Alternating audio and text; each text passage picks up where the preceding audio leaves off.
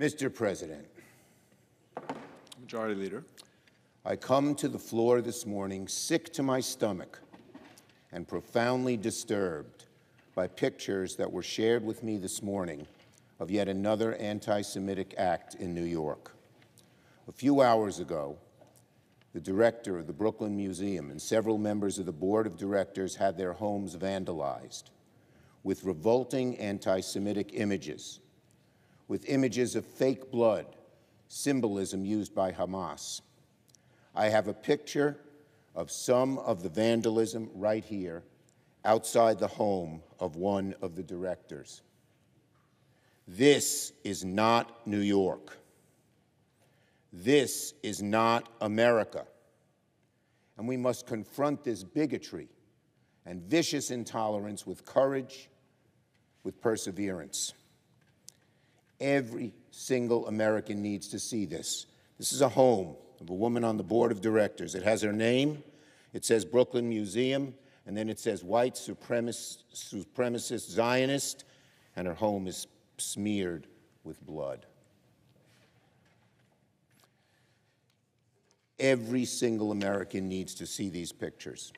This is the face of hatred, Jewish Americans made to feel unsafe in their own home just because they are Jewish. This is not even close to free speech. It is intimidation, it is scapegoating, it is dehumanization, invasive attacks loaded with the threat of looming violence. It is vile, it is nasty, it is un-American. And sadly, this kind of evil is something every Jew on earth can recognize in an instant. Images like this remind us of evils our families endured for generations, evils that paved the way for unimaginable violence. I cannot believe we're seeing this here in America, here in New York. Targeting someone for simply being Jewish, smearing their front door with fake blood, and calling them a white supremacist is beyond the pale. Vandalism like this is a crime and should be prosecuted to the full extent of the law. And it sickens me that of all the targets these anti-Semites could have chosen, it was the leadership of the Brooklyn Museum. The Brooklyn Museum is deeply concerned with issues of social justice. I would say more than most museums.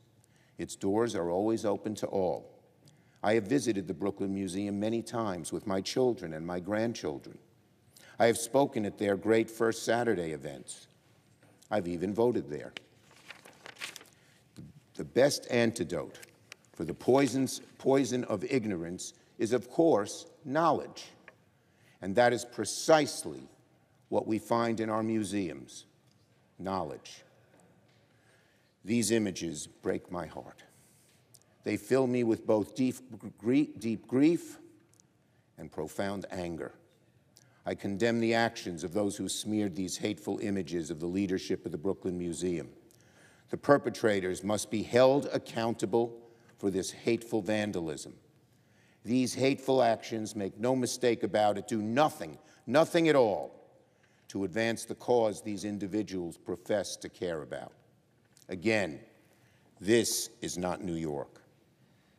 This is not America. And we must confront this intolerance and bigotry with courage, with perseverance, and with common cause with all those who wish to promote tolerance and acceptance here in America.